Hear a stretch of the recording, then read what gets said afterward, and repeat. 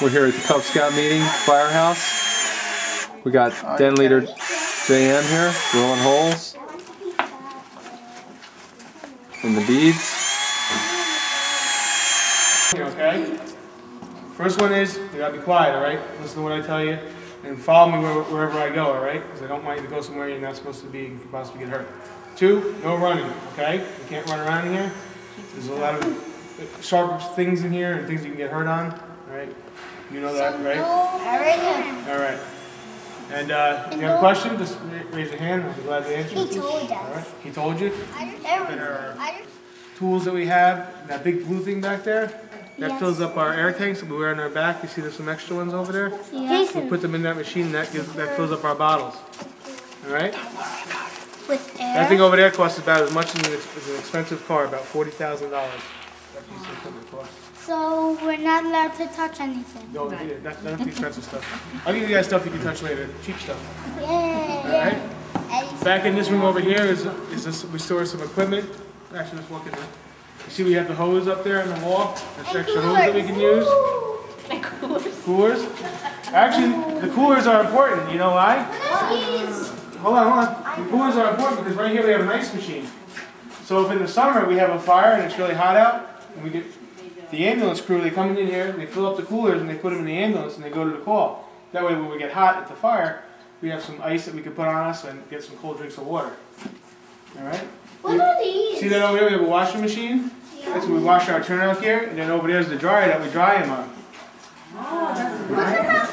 Those are Scott packs. Those are extra old packs we just use for training nowadays. Let's see them. And I know what that is. That's a mask. Yeah. All right, let's go backwards. Backwards. Over here we have our ambulance office.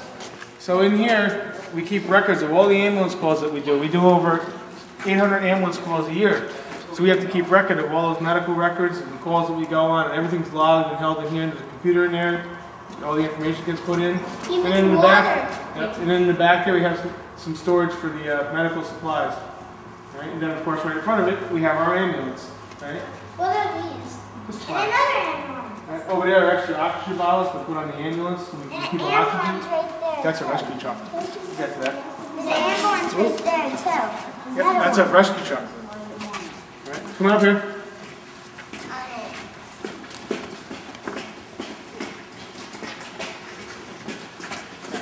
Everything in the firehouse has its purpose, okay? And everything's divided up in a certain order. So over here we have the ambulance and the rescue truck because they kind of go together. If somebody gets hurt or trapped, we use the rescue truck to get them.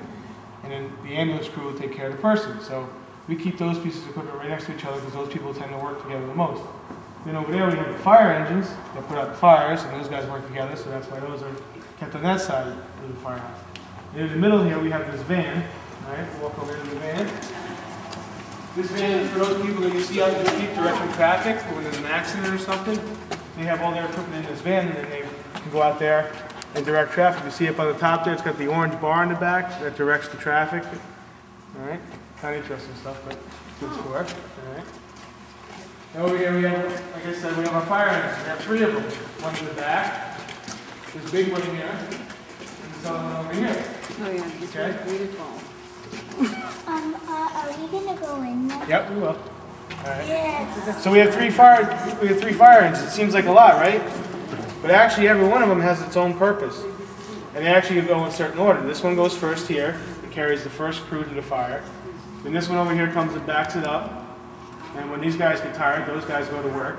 And then that one back over there, we use that one to fill these 2 up. So we always have one for each fire. Right? So we all have their own individual special jobs. And they're all designed in a certain way to do a certain thing. All right? We'll come back to the fire truck. Over here in this room,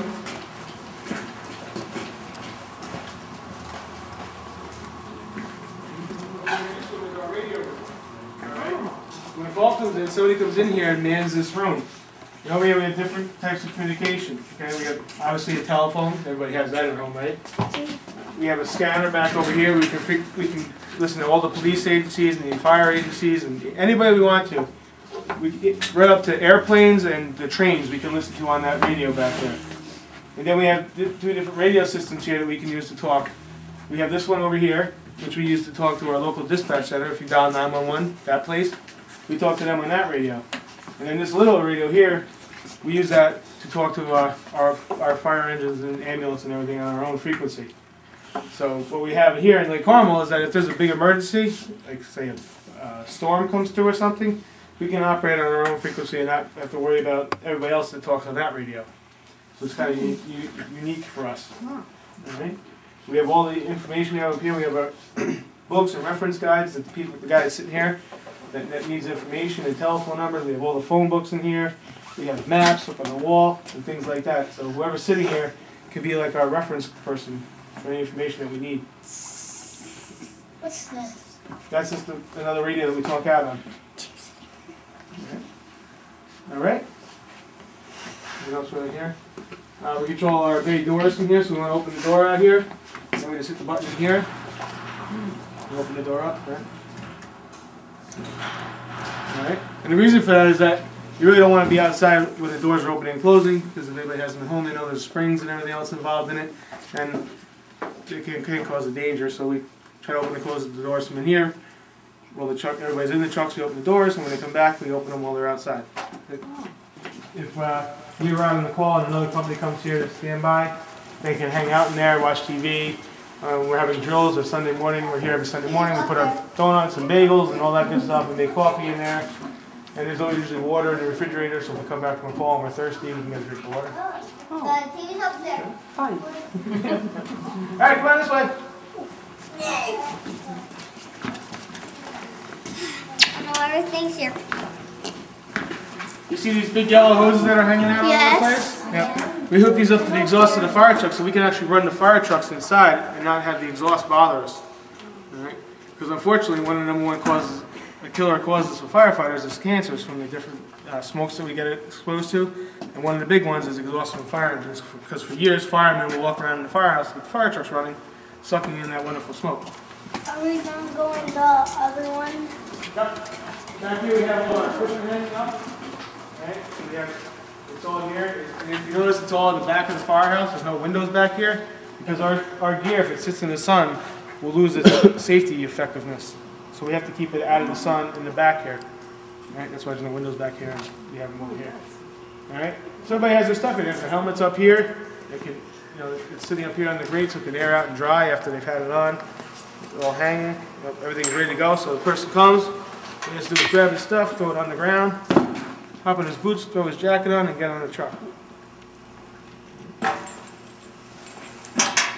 Right? We're here with bathrooms over here. Yeah, the guy came and got all dressed up. We have our bathrooms here. You know, everybody has a regular bathroom and a shower at home. We have a special shower over here. See this shower? This shower is connected to a special tank in the ground. It holds only the water that comes out of this shower. The reason what this is for is if anybody ever gets exposed to a hazardous material, even if we just get a bunch of gasoline spilt on us or diesel fuel or something at an hazmat call, we come back in here and we can shower down in here, get scrubbed down, and all that bad stuff that comes off of us goes into a separate tank. So this is a special shower. Luckily we never had to use it yet, but we have it if we have to. And we have regular showers inside, which is great. Anybody who lives in Lake Carmel, if you ever lose power during a bad storm, you want to take a shower, we usually leave the door chocked open and the residents just come in, take a shower, and go to work, which is nice. All right, let's go play in the fire truck. Yay!